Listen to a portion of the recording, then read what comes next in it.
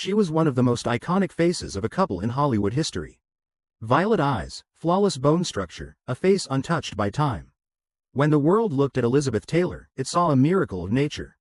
Newspapers called her God's most beautiful mistake, directors were mesmerized behind the lens, and men lost their minds. But Hollywood's oldest secret knew how carefully that perfection had been constructed behind the scenes. There was a whisper in the backstage corridors, passed from mouth to mouth for years, never making it to headlines, never becoming an official statement. The striking perfection of Elizabeth Taylor's face was not merely a gift of nature. If you are watching this channel for the first time, this is the place where Hollywood's most carefully buried stories finally get told. Subscribe before we go any further, because what comes next is the kind of story the studios spent decades trying to erase. The first thing you need to understand about Elizabeth Taylor is that she was never simply a beautiful woman. She was a business. From the moment MGM signed her as a child actress in 1943, her face was not her own. It belonged to the studio, to the contracts, to the machinery of a system that turned human beings into products and then discarded them the moment the product stopped selling. Elizabeth understood this earlier than most. She had watched it happen to others. She had sat in studio commissaries and seen women 10 years older than her being quietly pushed out of photographs, quietly removed from casting lists, quietly made to disappear. And she had made a decision, somewhere in the private architecture of her mind, that she would not let that happen to her. She would fight the clock by any means necessary. The question was how far she was willing to go, and the answer, according to those closest to her, was considerably further than anyone in the public ever knew. Hollywood in the 1950s operated under a code of silence that would be almost unrecognizable today. There were no smartphones, no tabloid websites refreshing by the minute, no camera in every pocket. Information moved slowly and could be controlled. The studio publicity departments were not merely press offices. They were erasure machines. They could kill a story before it reached a single editor's desk, and they did so routinely, surgically, without leaving a trace. The arrangement worked because everyone benefited from it. The studios protected their assets. The press got access in exchange for discretion. And the stars themselves received a kind of immunity that allowed them to do things in private that would have destroyed them in public. It was within this carefully constructed silence that Elizabeth Taylor began making appointments that never appeared on any official schedule. The year was 1956, and Elizabeth was 24 years old. By any conventional standard, she was at the peak of her natural beauty. She had just filmed Giant alongside James Dean and Rock Hudson, and the camera had been devastating in its adoration of her. But Elizabeth was already looking further ahead than anyone around her realized. She had watched what happened to beautiful women in this industry the moment the camera found a line it did not like. She had watched MGM shuffle older actresses off to smaller roles, television projects, regional theater tours. She had watched the mathematics of Hollywood beauty, and she understood that the equation was brutal and unforgiving. So she did what a woman of her particular combination of vanity, intelligence, and pragmatism would do.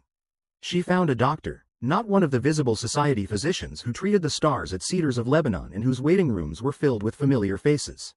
A quieter one, a man whose name circulated only in the most private conversations between the women of Beverly Hills who had decided, collectively and individually, that they were not going to age on Hollywood's terms. What exactly happened in those early consultations is a matter that exists only in the memories of people who are no longer alive to confirm it, and in the careful, cryptic observations of those who were close enough to notice the changes. But notice them they did. Helen Rose, the legendary MGM costume designer who dressed Elizabeth for some of her most iconic roles, spoke in her memoirs about the way certain actresses would return from vacations looking subtly different, and how she would have to adjust measurements and necklines to accommodate changes that had nothing to do with weight. She never named names. She did not need to. The women who read that passage in the 1970s knew exactly who she was talking about. And then there was the matter of the eyes. Elizabeth Taylor's violet eyes, those extraordinary irises that existed somewhere between blue and purple in a shade that ophthalmologists and photographers alike struggled to classify, were her most celebrated feature. Every profile written about her mentioned them. Every director planned their lighting around them. But the eyes themselves, the architecture of the bone around them, the precise angle of the brow, the relationship between the orbital structure and the lid, these were things that changed over the years in ways that went slightly beyond what aging alone could account for. Makeup artists who worked with her across decades noticed it. Not dramatically, not in the cartoonish, obvious way that bad surgical work announces itself. But in the way that people who study faces professionally, who spend their careers understanding how bone and skin and light interact, will notice when something has been adjusted with extraordinary skill. The adjustment, they noted, was always in the direction of improvement. The brow sat a fraction higher. The eye appeared marginally more open. The line of the orbital rim carried a subtle clarity that it had not possessed in earlier photographs. None of this was ever confirmed. Elizabeth Taylor, who spoke openly about her addictions, her marriages, her weight struggles, her near-death experiences, who gave interviews that made studio publicists reach for their phones in panic, never once directly addressed the question of cosmetic surgery. The closest she came was in a 1985 interview where she laughed and said that she had always believed women should do whatever made them feel good about themselves, and that she had no interest in judging other women's choices. It was a statement that could be read as a general philosophical position or as a very careful, very practiced piece of personal admission. The people who knew her best tended to read it the second way. To understand why this silence mattered so much, you have to understand what cosmetic surgery meant in the 1950s and 1960s, both medically and culturally. This was not the era of normalized procedures, weekend facelifts, and Instagram recovery posts. Cosmetic surgery in that period was still largely associated in the public mind with vanity of a particularly shameful variety, with women who had somehow failed to be satisfied with what God had given them. There was a religious undertone to the cultural disapproval that made it particularly toxic for a public figure. For an actress whose entire brand was built on the premise of natural, God-given perfection, the revelation that she had surgically enhanced that perfection would have been professionally catastrophic. It would have called into question the entire mythology. And the mythology was the product. The mythology was worth millions of dollars. So the silence was maintained. And it was maintained with a level of professionalism that was itself remarkable. The doctors involved operated under confidentiality standards that were genuinely stringent, not merely because of legal obligations, but because their entire practice depended on discretion. Their clientele was the upper echelon of Hollywood and Beverly Hills society, and a single breach would have ended everything. The staff who assisted at these procedures signed documents and understood, through a combination of legal obligation and professional culture, that what happened in these offices stayed there permanently. The world outside never found out, not through any leak, not through any deathbed confession, not through any disgruntled assistant with a story to sell. The wall held completely, but walls have a way of becoming transparent over time, even when they never officially come down. The evidence, such as it is, lives not in any document or confession but in the accumulated observations of people who were present, who were paying attention, and who have left behind enough fragments of testimony to allow a careful reconstruction of what was actually happening.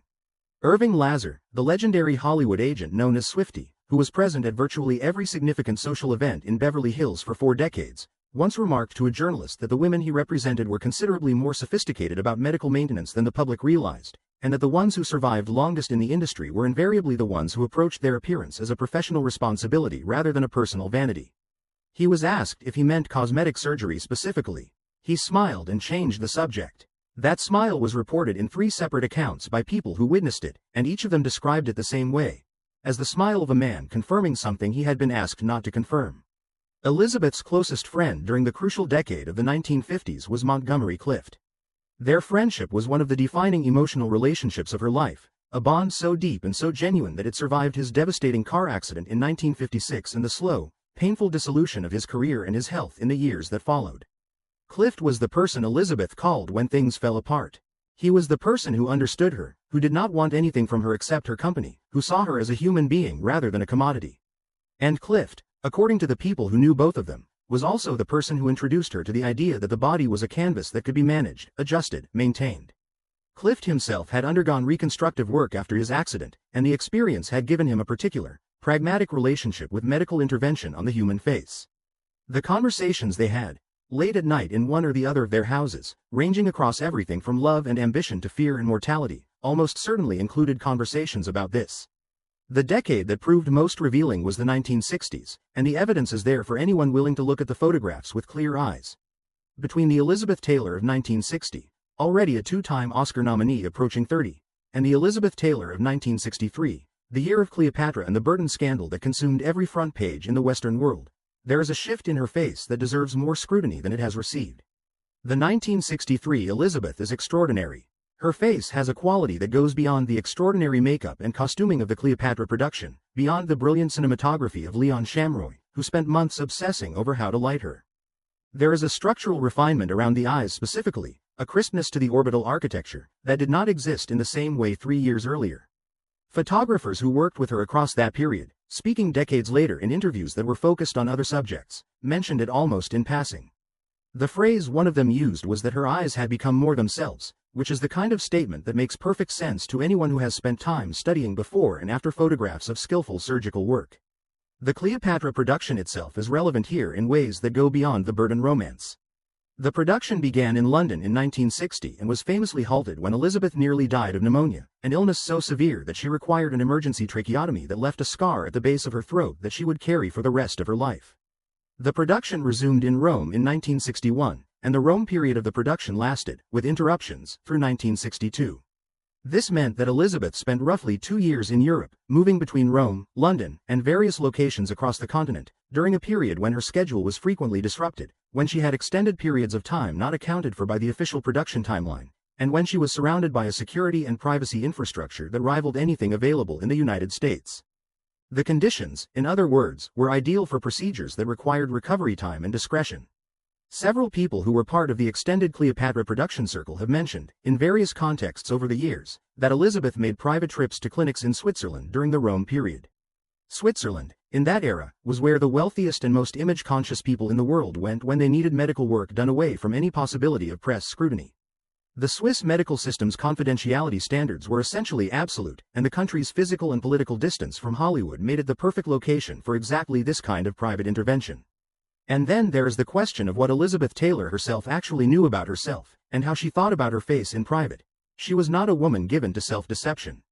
Her public admissions about addiction, about the Betty Ford Center, about the ways her body had betrayed and been betrayed, demonstrate a capacity for honest self-assessment that was genuinely unusual in a world built on illusion. She understood her face as an instrument of her profession, and she treated it accordingly. She was meticulous about skincare in an era when most women had nothing more sophisticated than cold cream. She was rigorous about sun protection at a time when tanning was fashionable and the connection between UV exposure and aging was not yet part of mainstream beauty culture. She understood, with the precise analytical intelligence that she applied to all the practical aspects of her career, that her face was the most valuable thing she owned, and she was not going to leave its maintenance entirely to chance and nature. Her later years added another layer to this story. When Elizabeth emerged from the Betty Ford Center in 1983, having addressed her addictions, she began a second act that was in many ways more remarkable than her first. The AIDS crisis was just beginning to reveal itself as the catastrophe it would become, and Elizabeth responded to it in a way that almost no one else in Hollywood was willing to do. She lent her name, her face, and her considerable personal courage to a cause that was deeply unfashionable, politically radioactive, and personally connected to some of the people she had loved most in her life. Rock Hudson, her giant co-star, would die of AIDS in 1985. The connections between the crisis and her own circle were real and devastating. And yet even in this period, even as she reinvented herself as an activist and as a businesswoman building what would become a wildly successful perfume empire, she continued to maintain the same careful silence about certain aspects of her personal history. She talked about everything except the things she had decided, long ago, not to talk about. The perfume empire is itself a fascinating footnote to this story. When Elizabeth launched Passion in 1987 and then White Diamonds in 1991, she was doing something unprecedented for a serious film actress of her generation. She was commercializing her image in a way that required her to confront, directly and analytically, exactly what that image meant and what it was worth. The marketing of White Diamonds, which became one of the best-selling celebrity fragrances in history, was built almost entirely around the mythology of Elizabeth Taylor as a timeless beauty, a woman whose elegance and allure existed outside of ordinary time. The campaign photographs, which she oversaw with intense personal involvement, show a woman in her late 50s who looks extraordinary by any standard. The degree to which that extraordinariness was a product of genetics, discipline, lighting, photography, and various other interventions is something that the marketing materials did not address, because the entire point of the mythology was that it was effortless and natural. Elizabeth understood this, and she protected it, as she had always protected it, with absolute professional discipline. What the Hollywood beauty industry never officially admitted, and what Elizabeth Taylor embodied more completely than perhaps any other figure of her era, was that natural beauty was always, to some degree, a construction. The lighting, the makeup, the costuming, the photography, the careful management of public image, these were always part of what people were responding to when they said that Elizabeth Taylor was the most beautiful woman in the world. The surgical element, if it existed as the evidence strongly suggests, was simply another layer of that construction. It was the most private layer, the one that could not be acknowledged without destabilizing the entire architecture. And so it remained private. It remained a whisper in corridors, a smile from an agent who knew better than to answer, a shift in bone structure visible only to those trained to see it, passed from one careful observer to the next through decades of hints and half-statements and deliberate, disciplined silence. She died in March 2011, at 79 years old, from congestive heart failure. She had outlasted almost everyone who knew her secrets. The doctors were gone. The costume designers were gone. Most of the people who had been present during the years when the most significant decisions were made had long since taken what they knew with them. What remained was the face itself, preserved in thousands of photographs and hundreds of hours of film, inviting exactly the kind of careful, respectful, honest examination that it never quite received while she was alive. The face of a woman who understood better than anyone that beauty was something you built, something you maintained, and something you protected with the same fierce intelligence and iron discipline that you brought to everything else worth keeping. The last thing worth considering is what this story actually means, stripped of any judgment about the choices themselves. Elizabeth Taylor lived in a world that demanded a kind of physical perfection from women that was simultaneously impossible to achieve naturally and catastrophic to admit you were working toward artificially. It was a trap designed by an industry that profited from the impossible standard and policed the evidence of the effort required to approximate it. The women who navigated that trap most successfully were the ones who understood its mechanics completely and operated within it with eyes fully open. Elizabeth Taylor was among the most clear-eyed of them all. She saw the system for exactly what it was. She worked within it, around it, and against it, depending on what any given moment required. And she kept her own counsel about the most private of her adaptations did, not out of shame, but out of the professional understanding that some information, once released, could not be recalled, and that the mythology was worth more intact than it was worth dismantled. The violet eyes looked out at a world that wanted to believe in miracles, and Elizabeth Taylor, who knew better than anyone that miracles required extraordinary amounts of invisible work, let them believe.